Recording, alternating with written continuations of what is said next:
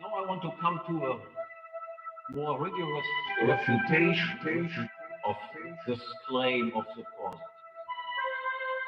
No one can purposefully not act.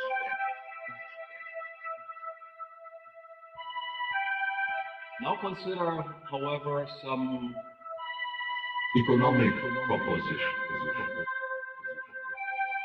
What is consumed now cannot be consumed again later. Without private property in production factors, there can be no prices, and without prices, cost accounting is impossible.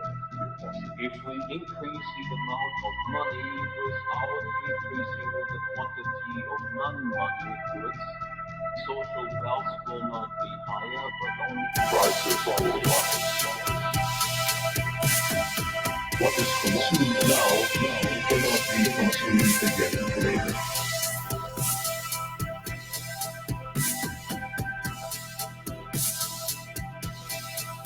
Reputation.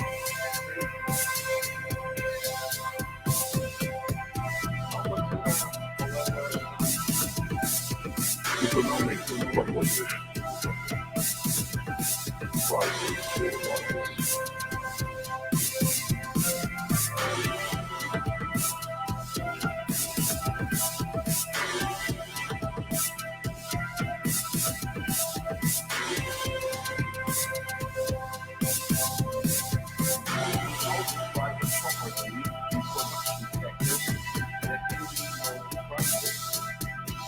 Without prices, cost accounting is impossible.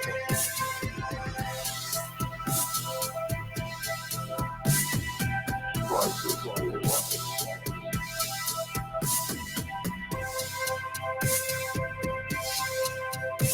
Impossible.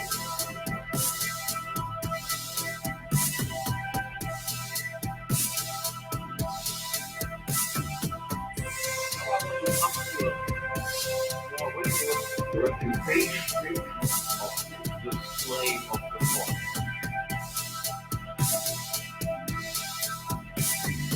What is consumed now cannot be consumed again later.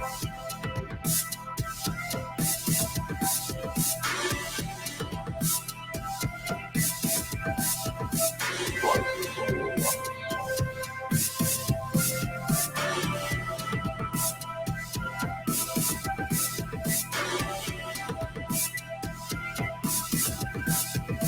Without private property in production sectors, there can be no prices. And without prices, cost accounting is impossible.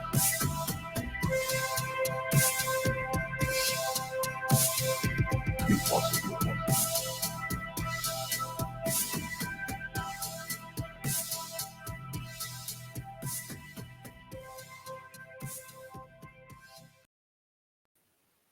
Hey, it's Jose Galison. You're watching No Way Jose. You can find me. Oh shit, I got it still up. Fuck, real quick. God damn it, I fucked up. All right, there you go. I know you guys couldn't hear it, and you hear me saying, "Oh, I fucked up." I saw the tab going in the background, so I look a little crazy to you guys. But yeah, this is Jose Galison, No Way Jose. You can find my No Way Jose YouTube channel, all the major odd packages, and honestly as well. Credit for that little intro. That was Romero Synth. You can find him on YouTube. I mean, maybe he'll be on other platforms, but someone sent it to me. Actually, Toad himself, my guest here. And someone sent it, or Toad sent it to me, said this is pretty much a banger. I messaged a guy and I was like, hey man, this is pretty dope. He has a few Hoppe synthwave songs. I was like, I'd like to start using these intros. And I told him, I was like, hey, I'm going to use them in the meantime because I don't believe in IP. You probably don't either. I said, let me know if you have an issue with it. No, I won't. It was not a big deal.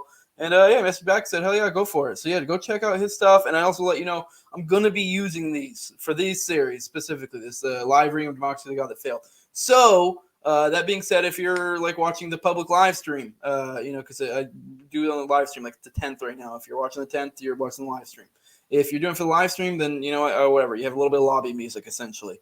If you're watching the recording, if you want to fast forward, just fast forward because I know a lot of people complain about long intros and stuff. fast forward. It's gonna be roughly about 3 minutes, but or you can just vibe out to the dope ass music. That's up to you.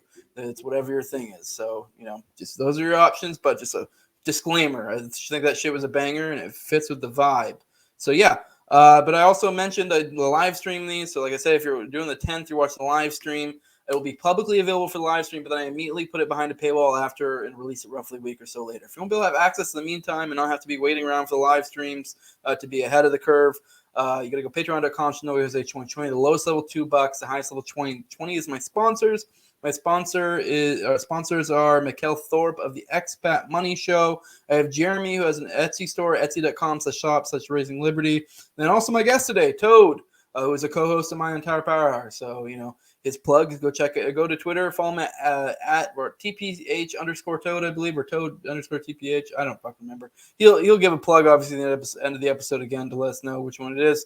But definitely go check out Tower Power. We had a banger last night with Random, who's a fun guest.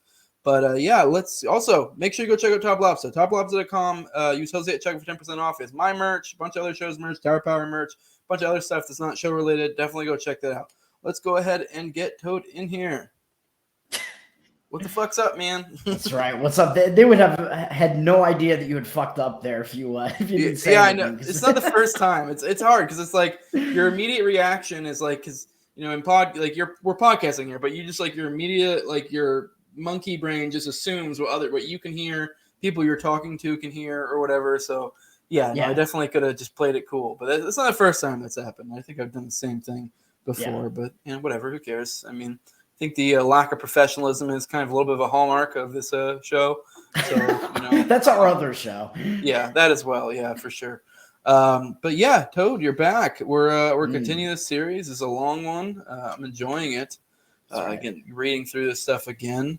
I'm trying to think if there's anything else. Still vamping before we get into it. I mean, there's not really much to say. I see James in the chat. Hey, buddy. What's up, James? What's up, dude? I was debating maybe. I don't know. I guess I'm coming up close to my episode 200, so I think about doing something special. So maybe I might have to bring James into that. We'll see. Or maybe I'm a little bit late. I think I'm already at like 197, so I might be a little fucked up with my may not have prepared properly for a special event 200. It may just be a normal episode. But yeah, you ready to fucking get into this, dude? You excited to fucking do some more Hoppe reading? I'm ready. Yeah, the Hoppe wave. Music is getting me pumped there, man. Right, dude, that shit fucking slaps. I'm not gonna lie, that really is good. I'm like, whoa. I told you, use it more for the for the rest of the series. Yeah, no, that's what I plan on doing. It's like I said, I was trying to warn the audience because I always hear people complaining, especially when you do the plugs at the beginning. A little pro tip: if you're watching it, like pretty much every podcast in the world usually does some sort of intro, some sort of usually plugs something. If you don't like that, fast forward. If you're watching the live stream, I don't know what to tell you. Go take a leak. I don't know. Yeah, so I don't know. That's one of the complaints that like kind of bugs me a little bit. It gets under my skin, but it is. Just smoke some weed during it, man. Like I guess so. But yeah, no. This is we're still in chapter 1. We're getting near the end of the chapter, I believe, and this is when it's starting to get juicy. Yeah, this will be the end of the end of the chapter there, and I think we left off mid-section somewhere last time. Yeah, so it's not really a clean start here, but it is what it is. I mean, if you're watching the show, I'm all for people jumping in wherever if you want to, but I feel like it's kind of weird if you are. You probably should start with episode 1, but whatever. Or at least episode 2, because episode 1's the intro. I guess you can just skip the intro if you want. But yeah, well, he himself says that each chapter at least is like self-contained, so you could just do episodes 2 through 4 or whatever for chapter 1. Yeah, I have been trying to do a good job of. I'm usually really lazy when it comes to my video descriptions or podcast descriptions. You look at it. I've been trying to be good on actually detailing like what pages and what chapter we're on. So if people, for some reason, want to selectively do it that way, I mean, maybe there's someone out there that does. I don't fucking know. Or if you just feel like doing it chapter by chapter, have at it. But all right, let's fucking go ahead and get into it, man. All right, page 30, I believe, is where we're at. 30. Yeah. The legislatively enacted redistribution of income and wealth within civil society can essentially take on 3 forms. It can take the form of simple transfer payments in which income and/or wealth is taken from Peter, the haves, and doled out to Paul, the have-nots. Mm-hmm. It can take the form of free or below cost provision of goods and services such as education, healthcare, or infrastructure. Because that's one thing a lot of people don't take into account is when we're talking about because we left off on talking about income redistribution. Like that is a form. Like, I mean, don't get me wrong, you're getting a diminished like value version of education or healthcare as opposed to the free market version, but it still is, I guess, in a certain sense, maybe there's a case to be made that I guess the lowest among us are getting a better product, but it's like maybe as compared to what they would get. Right. I would still argue that other thing is still like robbing Peter to pay Paul, basically. Like, oh yeah, 100% is. Yeah. Just people like to just have this imaginary idea of government free. In which income and or wealth is confiscated from one group of individuals, the taxpayers, and handed out to another, non-identical one, the users of the respective goods and services. Or it can take the form of business and or consumer regulations or protection laws such as price controls, tariffs, or licensing requirements. This is essentially corporate welfare by other ways. I mean, there's more blatant corporate welfare where they literally just give them money, but there's other corporate welfare which is just like, hey, we're going to make the barrier for entry really high for all your competitors. Whereby the wealth of the members of one group of businessmen or consumers is increased at the expense of a corresponding loss for those of another competing group by imposing legal restrictions on the use which the latter are permitted to make of their private properties.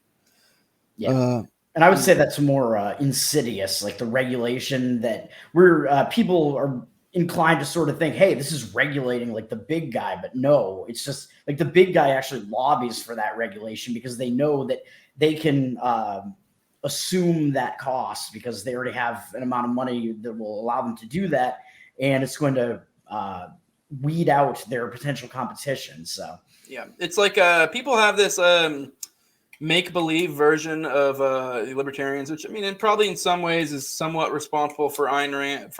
And I'm not trying to argue with any objectivists that might come at me. I'm not saying this is specifically exactly what she thinks, but people's impression of it is that she has this loves the business. It's all about the rich people. So like my point I'm getting at is like there's this like view people tend to have is like the conservatives being all about the rich guys, and then the fucking the liberals being all about the poors.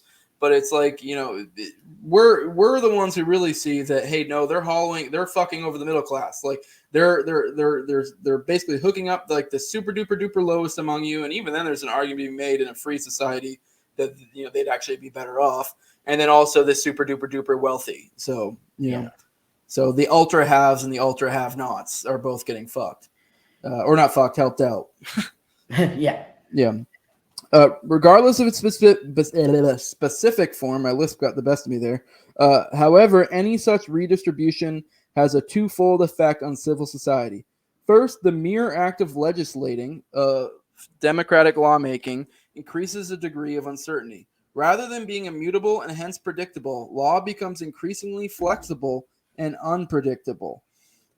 What is right and wrong today may not be so tomorrow. I like this point he's getting at, but we can talk about it in a second. The future is thus rendered more haphazard. Consequently, all-around time preference degrees will rise, consumption and short-term orientation will be stimulated. At the same time, the respect for all laws which will be systematically undermined and crime promoted. For if there is no immutable standard of right, then there is also no firm definition of crime.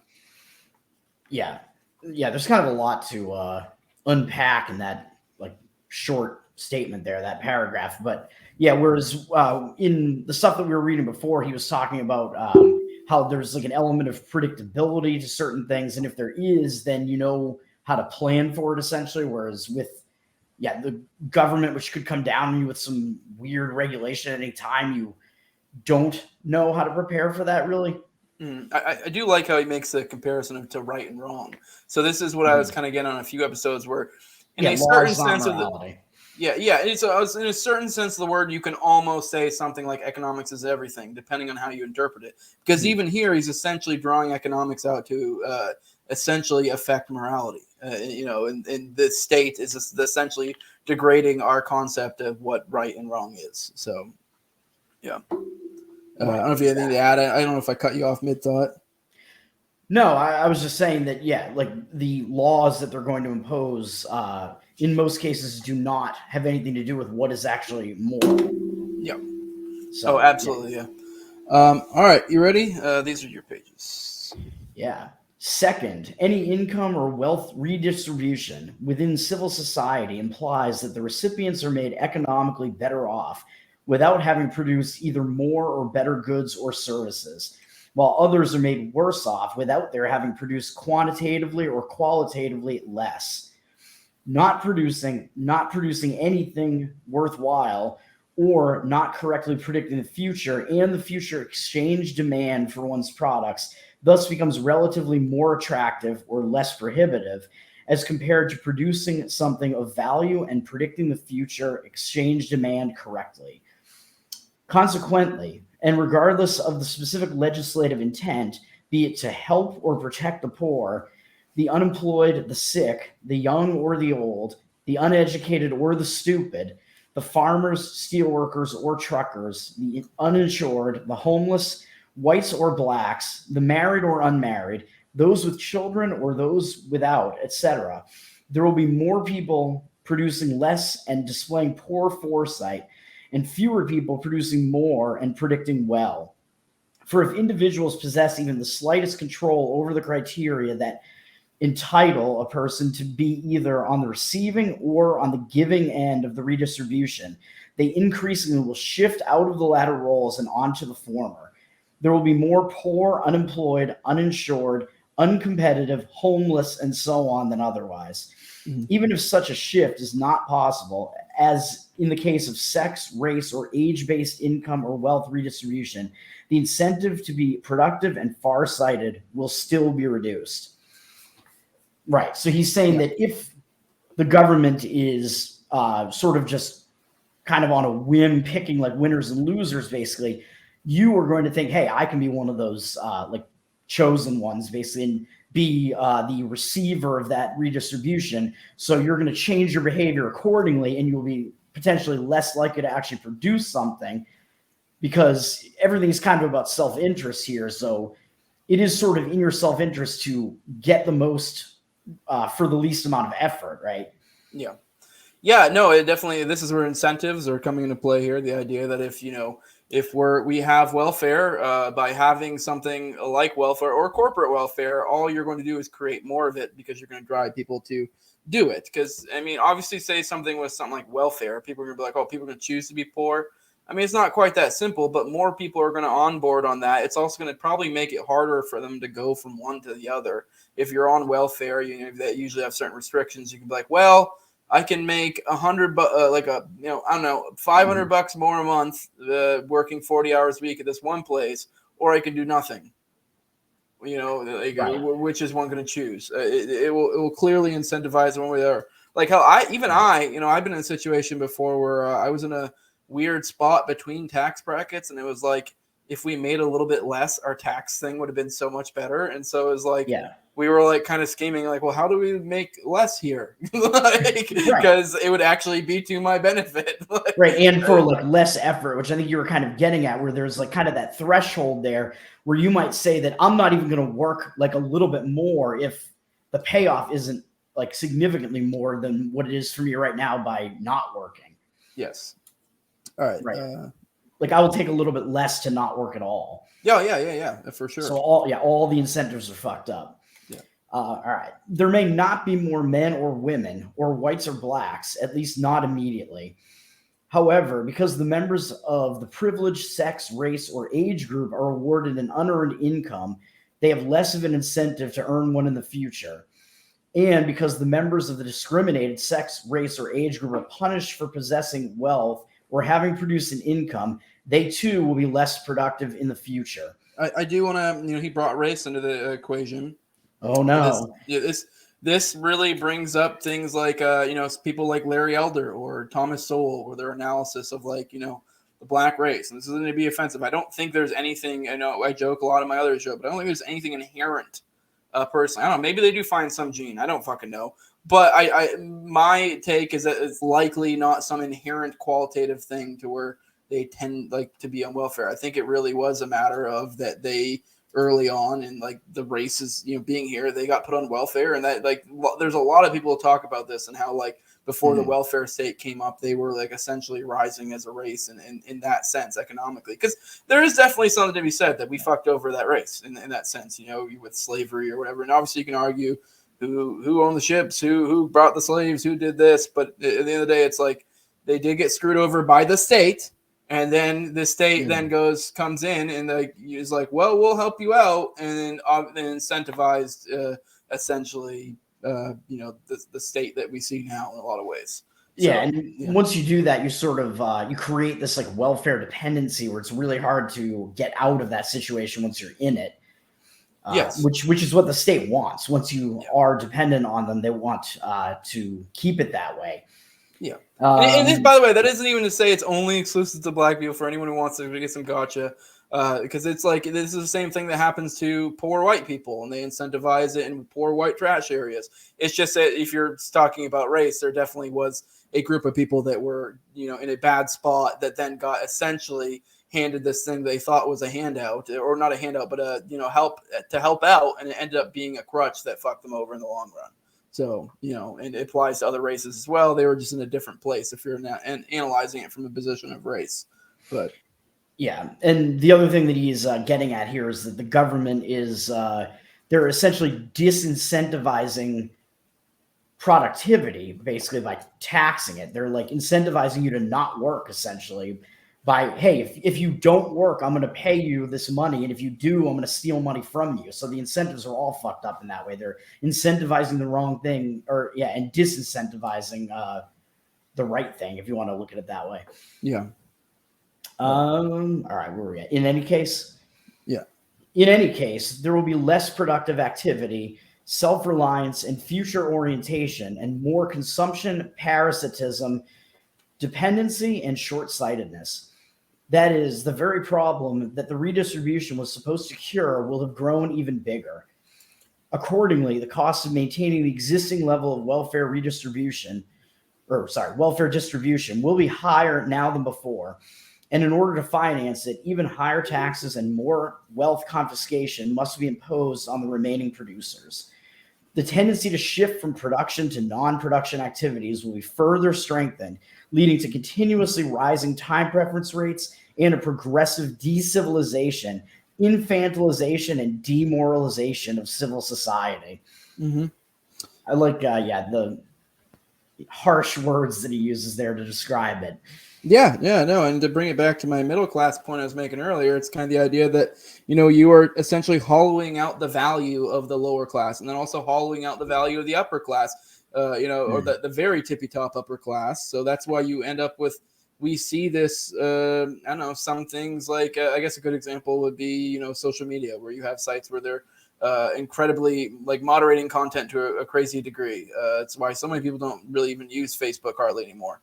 And it's because, they have fucked up the incentives. In a true free state, they likely, they're essentially decreasing their value to align with the state in a lot of ways. So, and this is a result of it, because they get involved in, various different ways. Maybe that wasn't the best example, but I was trying to make the idea that it's not just, poor people. It's also at the top, but it's kind of harder to see when you're talking about a company where millions or billions of dollars come through. It is a little bit harder to visualize the idea of them sucking value out of other groups. So right, them being welfare whores, basically. Yes. Which they still are, yes. And he does, of course, apply time preference to all of this stuff as well, where if you're shifting these incentives like this, you're incentivizing more high time preference behavior as well. So, which is not working. So, in addition, with public ownership and free entry into a democratic Republican government, the foreign policy changes as well. All governments are expected to be expansionary, as explained above, and there is no reason to assume that a president's expansionary desires will be smaller than a king's.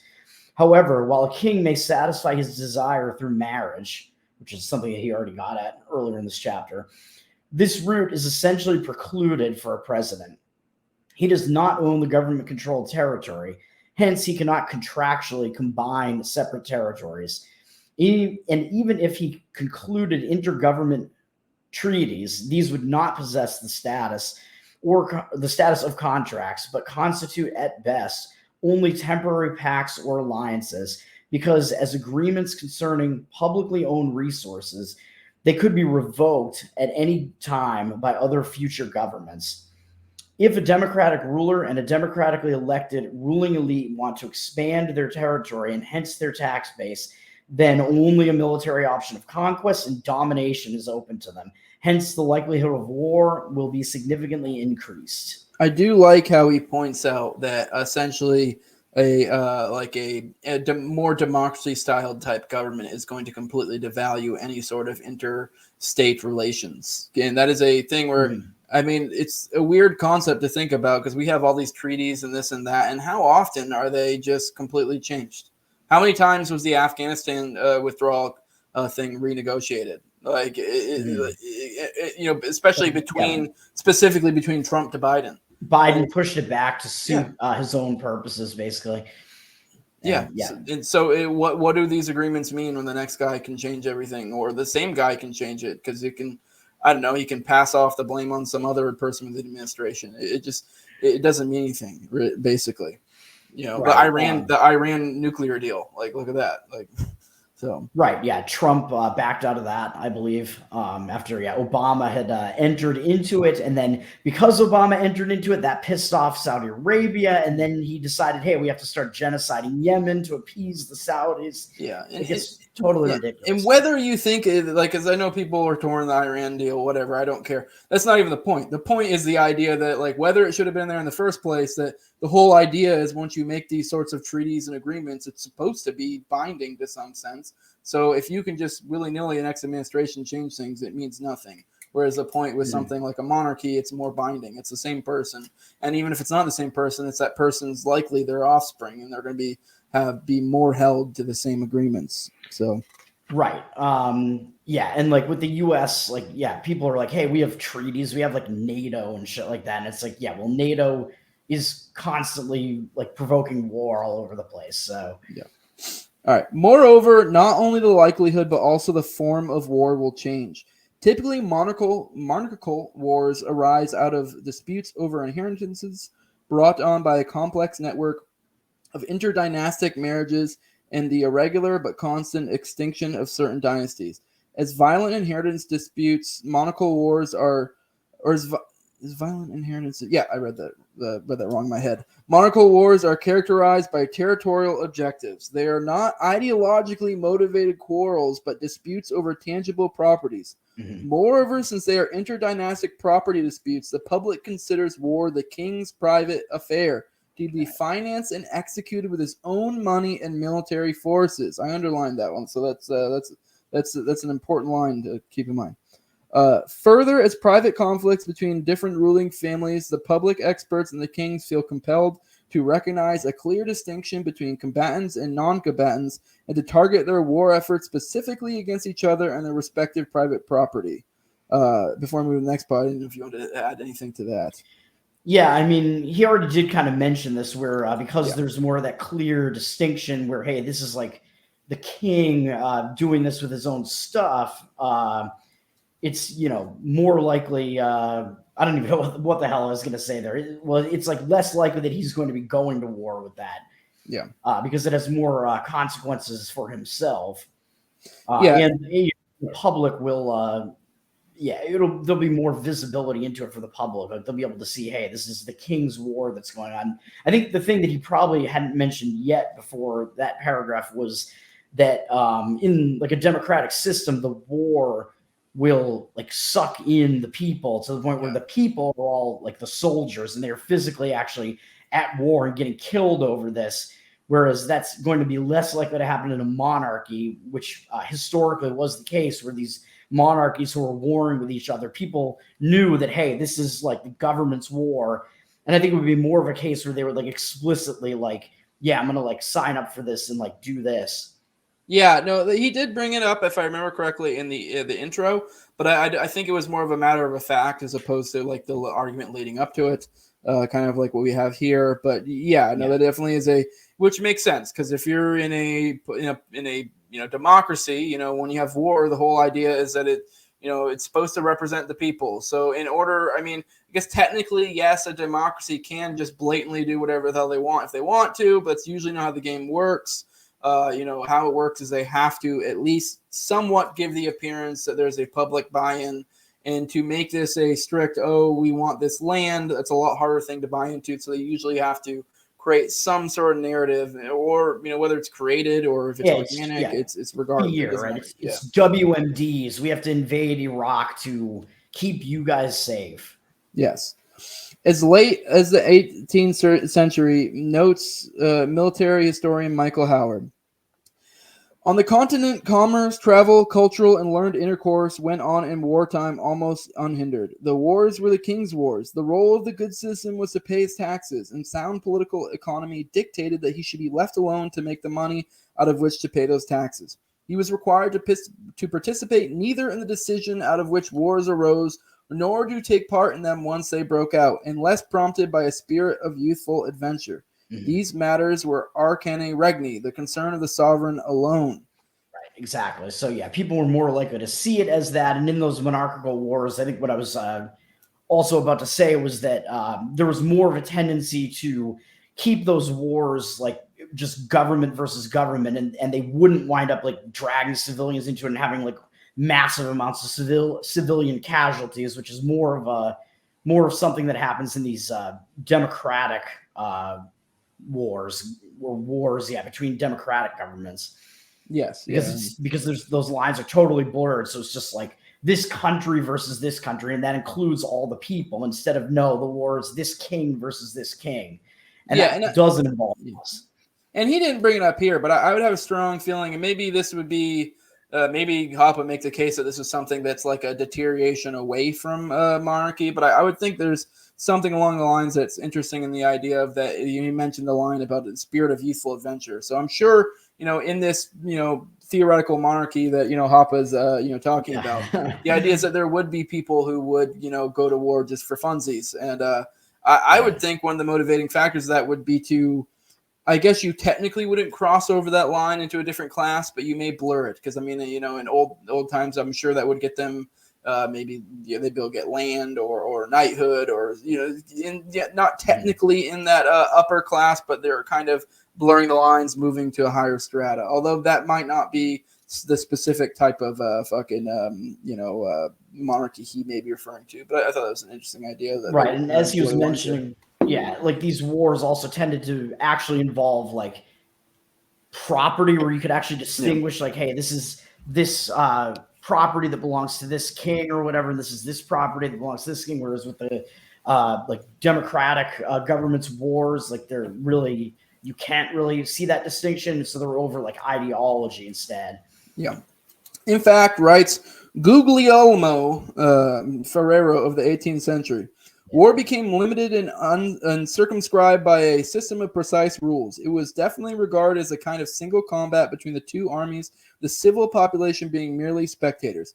Pillage, requisitions, and acts of violence against the population were forbidden in the home country as well as in the enemy country. Each army established depots in its rear and carefully chosen towns, shifting them as it moved about.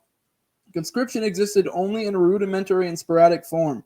Soldiers being scarce and hard to find, everything was done to ensure their quality by a long, patient, and meticulous training. But as this was costly, it rendered them very valuable, and it was necessary to let as few be killed as possible. Mm-hmm. Having to economize their men, generals tried to avoid fighting battles. The object of warfare was the execution of skillful maneuvers and not the annihilation of the adversary.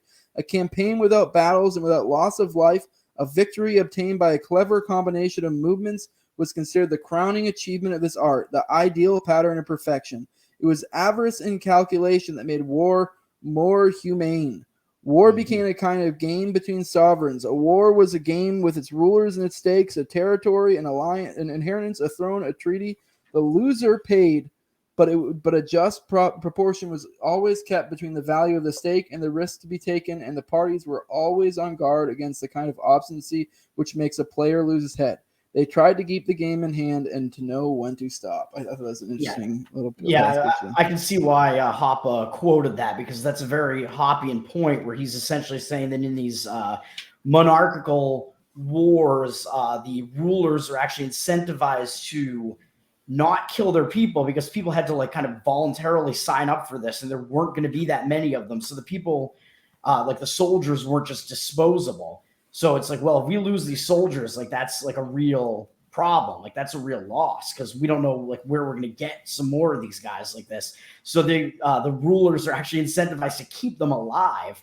So they're going to try to win these wars like more strategically, not just with like mass casualties like this. Whereas with the democratic systems and whatever, as we've seen, we have government conscription of soldiers, the draft, shit like that, where it's like they can just, you know, force people into it. So they don't care about that loss of life as much because they know they can just keep creating more and more soldiers. And then, you know, they have their massive indoctrination campaigns and stuff like that that are creating more and more soldiers as well, where people think, yeah, I'm going to go and, you know, like kill myself some Arabs and shit like that because they did this to us and whatever. Yeah, and it's I do like the idea that it's like once again he kind of makes the point that a monarchy in some ways is almost like a pseudo free thing. Like it's like, yes, it's not, but like it's like putting it in these terms, it's almost like it's a free market warfare, I guess, in a way, and not in the way with like BlackRock or some shit, and more in like a hey, you know, we're all incentivized to, you know, to get this thing and to not hurt each other.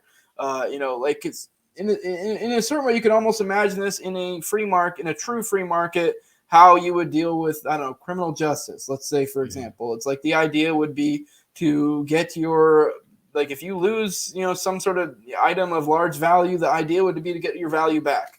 The idea is not to murder people. I mean, it's the idea is to bring the people who took your shit and to get your shit back, and that's really it. Like, exactly. Yeah, it's about property and trying to get that stuff back with like the least amount of loss possible, which is kind of the more like private way that things would be handled. And yeah, it's interesting you brought up BlackRock because of course it's a private company, bro, which is hilarious because the in a monarchy, like one of these monarchies that he's talking about, that monarchy, which is a government, is actually more private or behaves more like a private actor than a supposed private company like BlackRock does. Like BlackRock is more of a state than one of these monarchies. Yes, at least specifically in the context of like a foreign policy type thing, you know.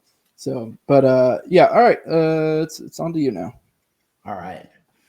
In contrast, democratic wars tend to be total wars. In blurring the distinction between the rulers and the ruled, a democratic republic strengthens the identification of the public with a particular state. Yeah, which is what I was just mentioning back there. Yeah. Indeed, while dynastic rule promotes the identification with one's own family and community and the development of a cosmopolitan outlook and attitude, democratic republicanism inevitably leads to nationalism, i.e., the emotional identification of the public with large anonymous groups of people, characterized in terms of a common language, history, religion, and or culture, and in contradistinction to other foreign nations. Wait, Hoppe is actually rejecting nationalism in that passage? What? I mean, I'd say yes and no in a certain sense, you know, but yeah, I get you're being cheeky, but go on. I am, yes. So that's basically, those are just, the points that I kind of, was getting at, where it's like, like you, as like an American, you're going to see these governments or these wars that the government is waging as sort of like, this is a war of the Americans, and you identify with your rulers in that case because of the way that the system of government is, and you don't recognize that, hey, this is your government actually dragging you into this, and you are not them. Whereas these foreign nations, they're also going to see you as, in most cases, probably see you as your government as well, and like hate all Americans because of what their government is doing. So that is sort of the result of these more democratic wars, if you want to call them that. I would say, I mean, maybe some Hoppe might disagree with me, but I would say a good way to understand how Hoppe probably felt or feels about nationalism, so to speak, as James just commented. Yes. I would say you could almost make the comparison between his idea of natural elites and elites as they currently are. Like if you look at elites nowadays, there's a distortion in the system, that being the state, coercion, whatever, that's caused all sorts of fuck ups to where, yeah, there probably are some people in the elite things that are natural elites, but there's also a lot that would not John be Fetterman. that. Yeah, Oh. yeah, exactly. Fetterman, they would definitely not be elite in a true free system. And so I would compare that to nationalism in the idea of that in a nationalism sense, like, yes, like they're identifying with certain things, like people identify with the USA, but it's like you're kind of, it's a distortion. It's like it is good to have some sort of kinship with your fellow man, if you choose to, when I actually think it's a good way to live, to identify yourself by your whether it be the area you live in, the culture you're around, or what have you, or even your religion, whatever your thing is. I think it's not bad for people to group up in those ways. But now when you associate it with the state, and then it becomes this whole other thing, it's a big distortion. So. Right, yeah, he's mentioning here that, it just the democratic system, collectivizes everything, whereas in the monarchic system, there's more of a tendency to see things sort of through the lens of family, like, hey, this is this family doing this, rather than this is, all of us doing this. Like, we are not the king in the case of the monarchy. Okay, interstate wars are thus transformed into national wars. Rather than representing merely violent dynastic property disputes, which may be resolved through acts of territorial occupation, they become battles between different ways of life, which can only be resolved through cultural, linguistic, or religious domination and subjugation or extermination. It becomes more and more difficult for members of the public to remain neutral or to extricate themselves from all personal involvement. Resistance against higher taxes to fund a war is increasingly considered treachery or treason. Conscription becomes the rule rather than the exception.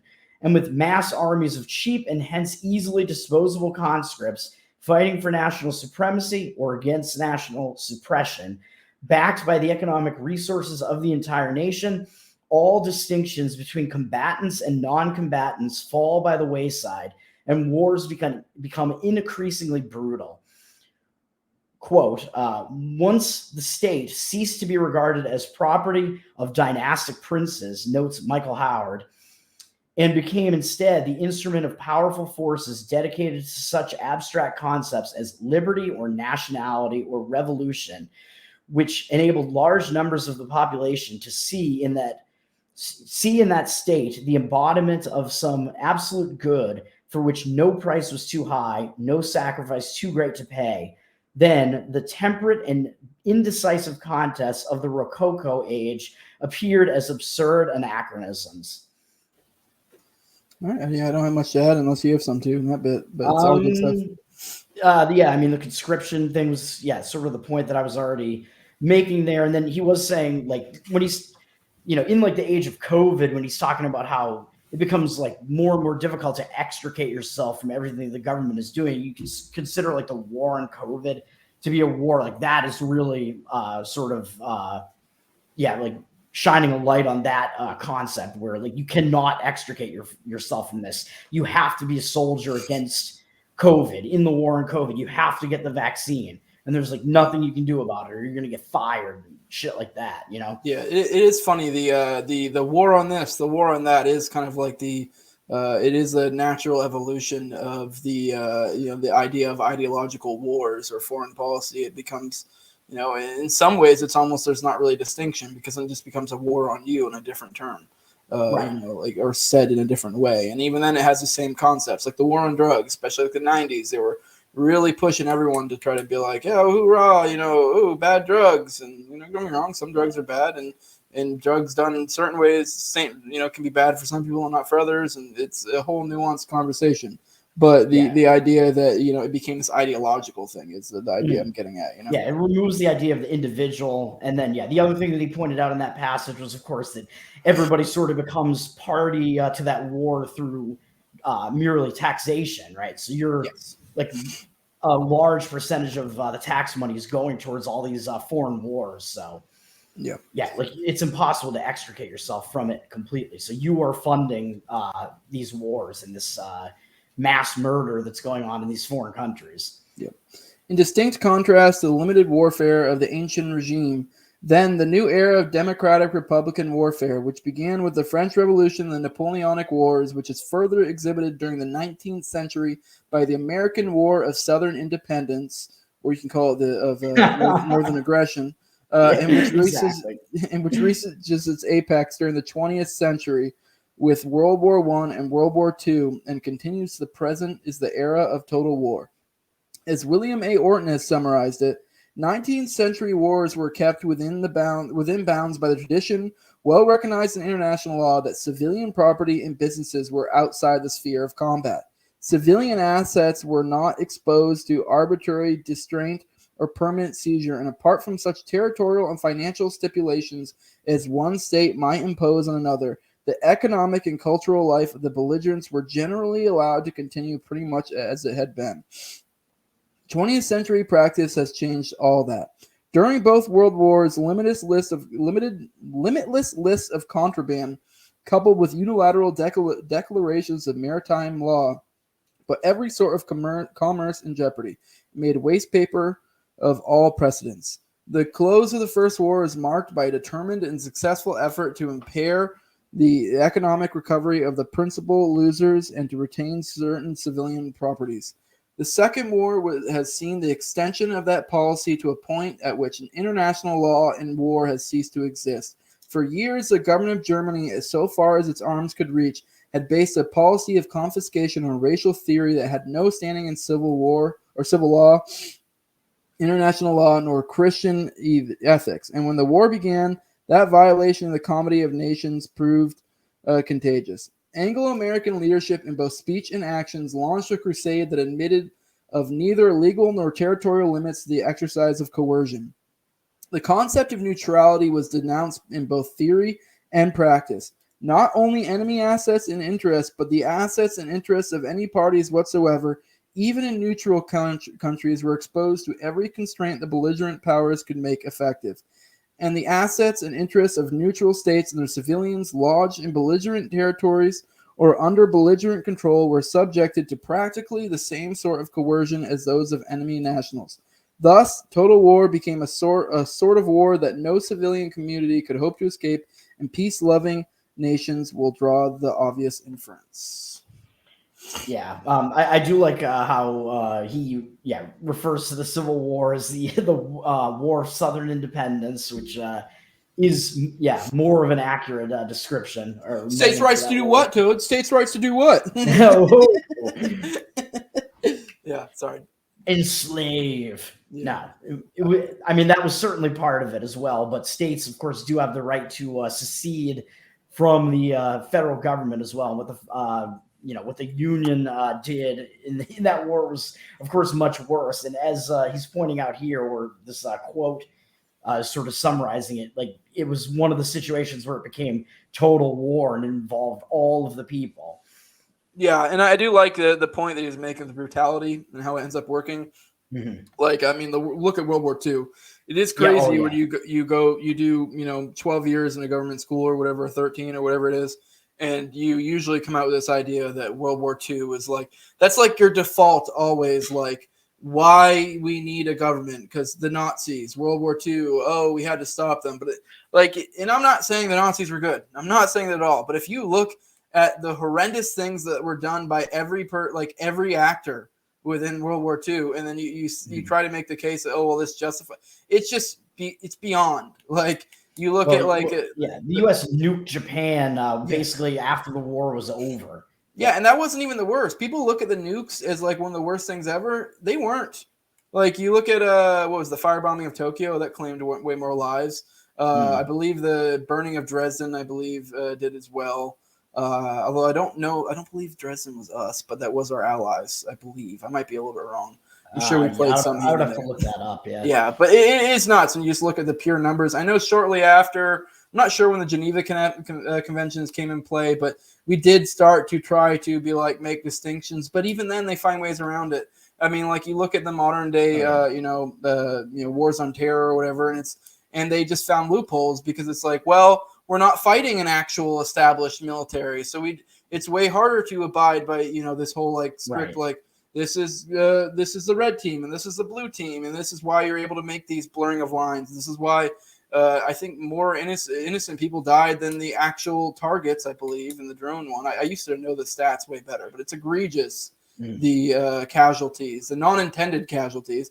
And even that's assuming that their intended casualties or intended deaths were even, you know, rightful targets to begin with. And I don't trust them to that extent. So, I don't know if this passage here mentioned this, although I think Hoppe mentioned like in the intro to the book, like also what happens in wars, like after the war is over, you can see that governments will like really like bring the hammer down on the people of like the losing nation, like what happened in the Treaty of Versailles to Germany, which then is pretty much what led to the rise of Hitler. Yeah, and I know there were a lot of talks too. I believe. I mean, I wish I remembered more. This is a lot covered a lot in Pete Quinones and Tom and 77's. You know, the talks about like World War II and stuff. And I wish I could remember the specifics, but there were lots of talks of like, you know, the so-called good people of exterminating certain people or mass casualties even after the fact. You know, like these were ideas being kicked around by the elites. So it's like, you know, these are the so-called good guys, and they were just talking about like, well, you know, the Germans were the bad guys, or this person was for the bad guys, so fuck them. Like, yep, they're all damned. Just being a German thus makes you bad at the end, you know, like, right. Yeah, right. And even just like the harsh economic sanctions, like what I was mentioning with the Treaty of Versailles, or like what you know, like Bill Clinton did with the blockade of Iraq and things like that, where you're just starving the nation. Like that's still an act of war. We imprisoned our own Japanese within our own country. So, like, to make that point. Exactly. All right. Retrospective and prospects. The process of civilization set in motion by individual saving, investment, and the accumulation of durable consumer goods and capital goods of gradually falling time preferences and an ever-widening and lengthening range and horizon of private provisions may be temporarily upset by crime. But because a person is permitted to defend himself against crime, the existence of criminal activities does not alter the direction of the process. It merely leads to more defense spending and less non-defense spending. Mm-hmm. Instead, a change in direction, stagnating or even rising time preferences can be brought about only if property rights violations become institutionalized. I.e. in the environment of government, whereas all governments must be assumed to have a tendency towards internal growth as well as territorial expansion. And not all forms of government can be expected to be equally successful in their endeavors. If the government is privately owned, the incentive structure facing the ruler is such that it is in his self-interest to be relatively farsighted to engage only in moderate taxation and welfare. The speed of the process of civilization will be slowed down systematically. However, the decivilizing forces rising among or from monarchical rule may be expected to be insufficiently strong to overcome the fundamental countervailing tendency toward falling time preference rates and ever-expanding ranges of private provisions. Rather, it is only when a government is publicly owned that the decivilizing effects of government can be expected to grow strong enough to actually halt the civilizing process or even to alter its direction and bring about an opposite tendency toward decivilization, capital consumption, shrinking planning horizons and provisions, and a progressive infantilization and brutalization of social life. Right. This makes me think of, I believe it was Oppenheimer who puts the state in terms of what the essentially predator or the predators and the producers. I don't think that's exactly how he put it. And it's almost like there's these two forces going on all the time. You have the leech upon us, that's like the predator or whatever, and then you have the producers. And you know, you see things like the 20th century where we had a huge boom in like technological advancements and, you know, quality of life, and that was from production. And then the state, you know, kind of was this countervailing thing that sucked off of it. The idea in this paragraph is that a monarchy will only do it slightly, whereas something like a more of a, you know, democracy type thing will, for one, you know, grow larger and, you know, extract more from its host over time, and, you know, essentially hold it back even more to the point to where it may even destroy it. You know, right. Yeah, which is what kind of leads to like total collapse of that particular civilization, things like that. Yeah, so as he was saying, the government can grow to be so large that it will counteract the civilization or the civilizing aspects of the society and the production of it, and it will the predatorial aspects of it will end up outweighing the production to such a degree that it will just completely stop it, essentially. Once again, I do want to emphasize that Hoppe is definitely making it clear that the monarchy is still a leech upon the producers. It's just a much smaller one. So you would still be better off if you didn't have it, but like it's a matter of degree. But right, and I like how he does keep pointing out that it like infantilizes the population, which we have seen where it's like everybody kind of starts treating the government as sort of like their parent. Everybody becomes like more childish in that way. And I guess the other thing that he was pointing out in that paragraph was something he already pointed out earlier in the chapter with the effects on time preference from the fact that like if you just have like a home invader this one time, that's kind of this like temporary thing, and it's only a temporary cost to you that you have to deal with. Whereas if you have these when the government comes in, these violations of your property become institutionalized, so you're having to deal with that at all times. So then it like moves you to a completely different time preference curve even. So it completely heightens your time preference, because you'll have to be spending more of your money in that aspect, or to that extent as well at all times. So all right, it becomes a permanent violation. All right. Retrospectively, in light of these theoretical conclusions, much of modern European and Western history can be rationally reconstructed and understood. In the course of 1.5 centuries, beginning with the American and French revolutions and continuing to the present, Europe and in its wake, the entire Western world has undergone an epochal transformation. Everywhere, monarchical rule and sovereign kings were replaced by democratic republican rule and sovereign peoples. The first direct attack by republicanism and popular sovereignty on the monarchical principle was repelled with the military defeat of Napoleon and the restoration of Bourbon rule in France. As a result of the Napoleonic experience, republicanism was widely discredited during much of the 19th century. Republicanism was still thought to be violent, bellicose in its foreign policy, turbulent in its political workings, unfriendly to the church, and socialistic, or at least equalitarian in its view of property and private wealth. Still, the democratic republican spirit of the French Revolution left a permanent imprint. From the restoration of the monarchical order in 1815 until the outbreak of World War I in 1914, popular political participation and representation was systematically expanded across all Europe. Everywhere, the franchise was successfully widened and the powers of popularly elected parliaments were gradually increased. So, I don't know if there's too much to add to that. But I mean, that's just stating things, so it's not really much analysis to be added there. Yeah, sort of just the history of, the end of the monarchies in Europe and the progression towards more democratic rule. And it is cool to, provide I mean, obviously we're taking his word for it. I'm sure if you look at the footnotes, there can be more to back this up. The time, it is cool to look at the historical view at that time of, democracy or republicanism or whatever you want to call it. So it's an interesting thing to see how they looked at it, especially, prior to World War II and the big shift. But, yep. Right. All right. Nonetheless, although increasingly emasculated, the principle of monarchical government remained dominant until the cataclysmic events of World War I. Before the war, only 2 republics existed in Europe, Switzerland and France. Only 4 years later, after the United States government had entered the European war and decisively determined its outcome, monarchies had all but disappeared, and Europe had turned to democratic republicanism.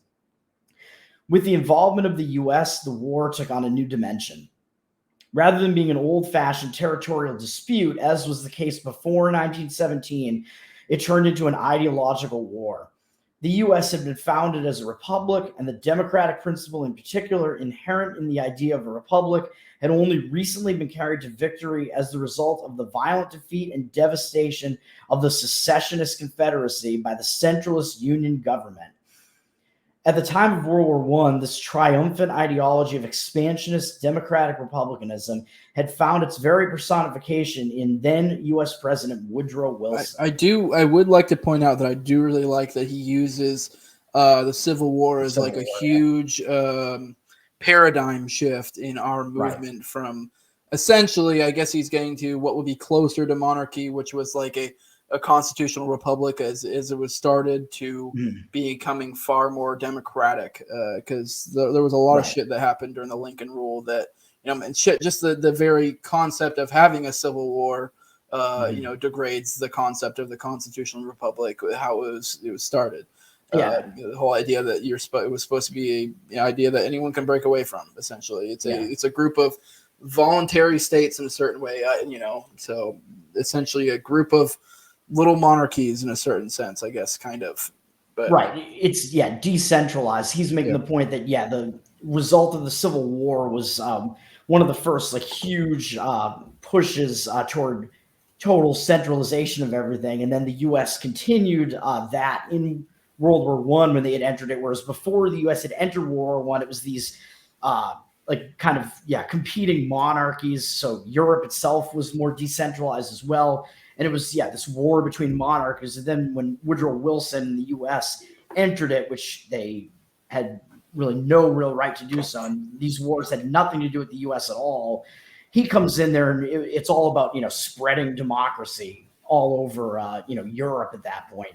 And that sort of, became like sort of the beginning, or it was like the end of the monarchies and more the beginning of like the centralization of Europe. Whereas, like he was saying before, that it was really only, I guess, France and Switzerland that kind of had that more democratic system already at that point. And Switzerland, like I would argue, is still like very decentralized. I mean, it's still a pretty decentralized nation. It's like broken up into like little polities. Like I don't know the specifics of it. 32 cantons, and they have different languages because some of them speak French, some of them speak German. I think some might speak Italian as well. So a lot of different cultures. They still have their own kind of territory there. They have pretty high gun ownership there still, and they're not in the EU. So. Woodrow Wilson, that's where we're at. Boo. All right. Under Wilson's administration, the European war became an ideological mission to make the world safe for democracy and free of dynastic rulers. Oh, those bad, kings and monarchists. Hence, the defeated Romanovs, Hohenzollerns, and Habsburgs had to abdicate or resign, and Russia, Germany, and Austria became democratic republics with universal, male and female, repeal the 19th, suffrage, and parliamentary governments. Likewise, all of the newly created successor states, Poland, Finland, Estonia, Latvia, Lithuania, Hungary, and Czechoslovakia, adopted democratic republican constitutions, with Yugoslavia as the only exception. In Turkey and Greece, the monarchies were overthrown. And even where monarchies remained in existence, as in Great Britain, Italy, Spain, Belgium, the Netherlands, and the Scandinavian countries, the monarchs no longer exercise any governmental power. That's something we were talking about one of the last episodes as well. Although I still, consider the Queen of England to still be, of course, in that political elite as well, in that class, but they're not, the ruling government either. And it's no longer that privatized government, of course, or government that is more akin to something private, I guess we would say. Fun fact, though, the Queen actually does, or I guess the King now, does actually have a lot of political power. It's just kind of almost a cultural or traditional thing where they don't exercise it for the most part.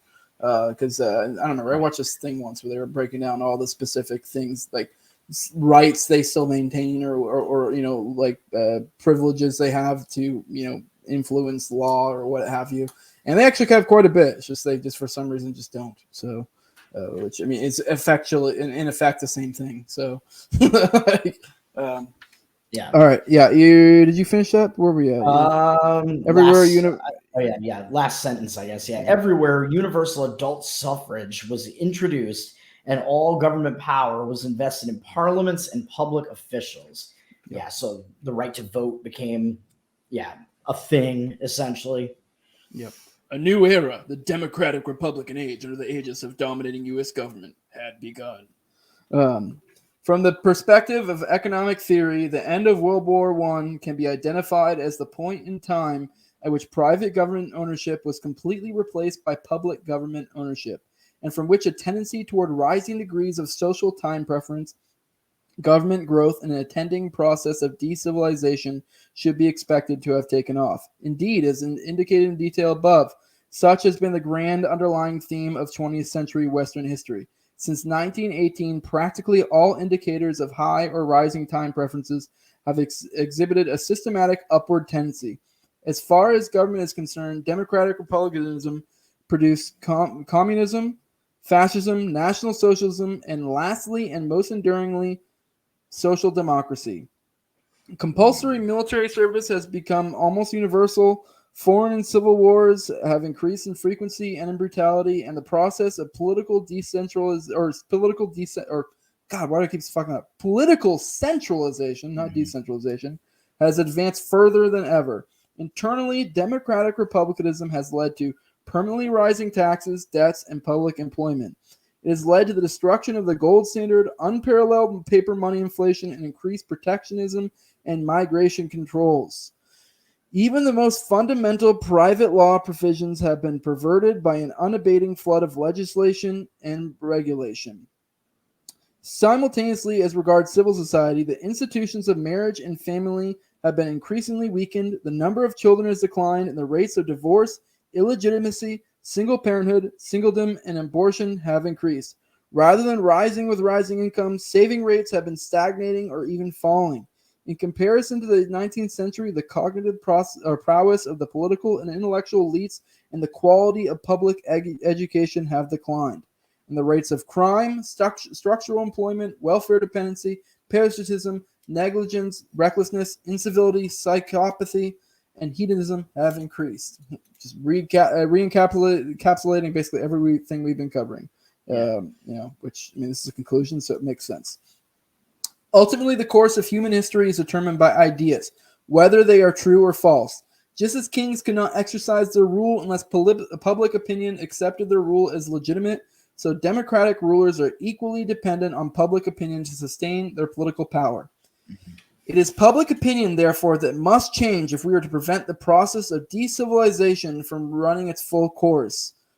And just as monarchy was once accepted as legitimate but is today considered to be an unthinkable solution to the current social crisis, it is not inconceivable that the idea of democratic rule might someday be regarded as morally illegitimate and politically unthinkable. Such a delegitimization is a necessary precondition to avoiding ultimate social catastrophe. It is not government, monarchical or democratic, that is the source of human civilization and social peace, but private property and the recognition and defense of private property rights, contractualism, and individual responsibility. Fin. That's the end of the chapter. I did underline that it is public opinion, therefore, that must change if we are to prevent the process of decivilization. Because and then he kind of then connects that to the idea that kind of what degrade. And this is actually a point Dave brought up on a show a while ago when he was kind of talking about, I don't remember what episode it was, but for some reason he brought up a Hoppe and Democracy, the God That Failed. I don't think he's completely king-pilled in that sense, if you will, Dave's. But he did bring up the point that monarchies are, to be fair, they are kind of on their face a little bit silly, which kind of makes sense why the people were very much like, well, that's the king's thing. And so that is kind of, I think, probably in some way what led to their demise is a modern people kind of got hip to it. And so the point Hoppe's making is the same thing can happen with democracy. I would say it's probably going to be harder, but, the same concept can still hold true, that eventually, I guess a rise and, class consciousness or something to where they start realizing this is horseshit, and people start to, because it really, at the end of the day, it is kind of what it comes down to is public opinion. Whether it's in a large degree or a small degree. Like, I'm not saying that the entire one day all of U.S. is just gonna be a magical free place, but it could be something like New Hampshire or Florida or this one little area that's a few square miles or whatever. So. Yeah, so Hoppe definitely is an advocate for decentralization, and Please is here saying that a lot of the Swiss still insist that they're not sovereign and that cantons cannot leave in practice. So maybe there are still a lot of centralist Swiss there that do not believe in secession. So I mean, could either be way, it's still more decentralized in a sense. I mean, right. I don't know. Right. We're not here to argue the I know. Could be right. Maybe they're far more. Maybe the point isn't aptly made there. But I mean, either way, they are a little bit more broken up. It's better than a single unit.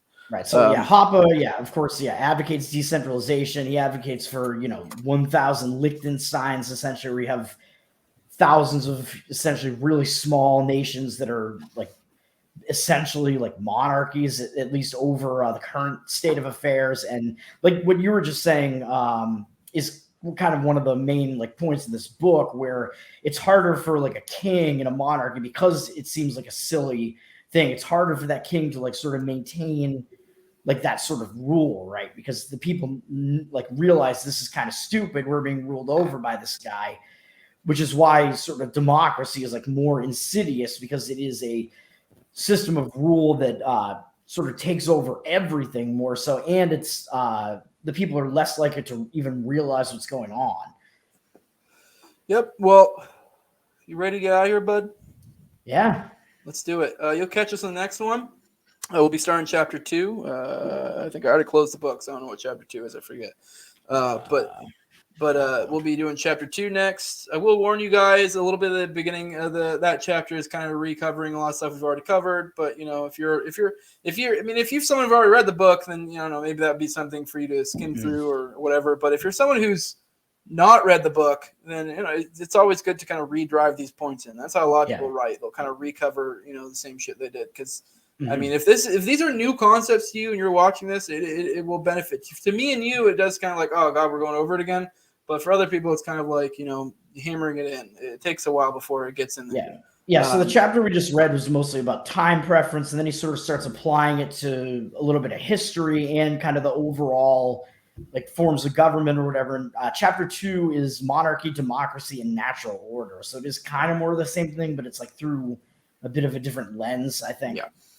All right. I see Eddie Graham. Some of my patrons. Good show, guys. Thanks. Yeah, thanks. I appreciate it, man. Appreciate you showing up. I saw someone in the chat, bringing up my OKC series. I'm just waiting on when Richard's ready to, and then we'll do another one. I may or may not. I don't want to say who or what I'm talking about, but I may be able to get something, a little special treat in that series. So I have 1 or 2 episodes left, because me and him pretty much all we really have left to do is cover Trinidad, and then probably maybe some other kooky stuff that's in there, in the whole OKC stuff. You're gonna have John Doe on your show. Yeah, we're bringing on John Doe too. Yep. But all right, man, you want to go ahead and drop the plugs? We'll get the hell out of here. Sure. I'm Toad, TPH_Toad on Twitter. I do Tower Power Hour with Jose and Clint Russell, TopLobsta, Cole, aka Fat Dave, and sometimes Reed Coverdale. We were all on the show last night. We had a pretty wild episode, I would say, with Mark Random last night. That was very random, sexually charged, depraved episode, let's say, and we found out a lot of stuff about Cole that we didn't know. So Random weirdly has I don't know what it is, but his presence, he just whenever he comes to the show, it's a banger. So he's one of the bros, man. He's down to just hang out. He's a funny guy. He's got a lot of he's a degenerate. He's got a lot of wild stories. Yeah, definitely fits in with us, and probably insane.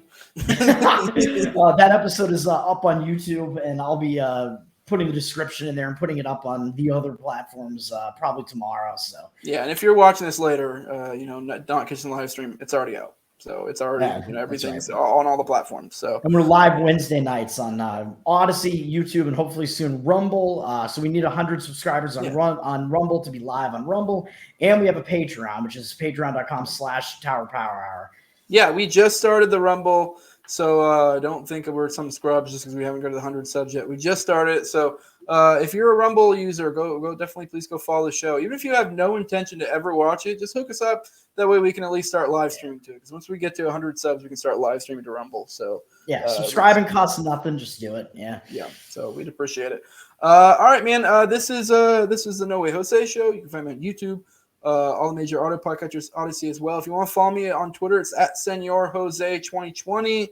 Hopefully, it won't be for too much longer. I'm still waiting to get my old accounts back. I know. Hurry Come this shit on. up, Elon. If you want to follow me on Facebook, Jose Galison there. I'm on Instagram now too. I don't even remember what my name is, but you probably just type in Jose Galison, or it might be under No Way Jose. I don't fucking know. But I don't even know how to use Instagram. So, but yeah, patreon.com/NoWayJose2020 if you want to support me. Like, share, subscribe. Let people know about this if this is something they'd be interested in. Yeah, I appreciate everyone who showed up. I appreciate all of you guys who watch this and support the show. With that, we are out of here. All right. Peace. Pew, pew, pew.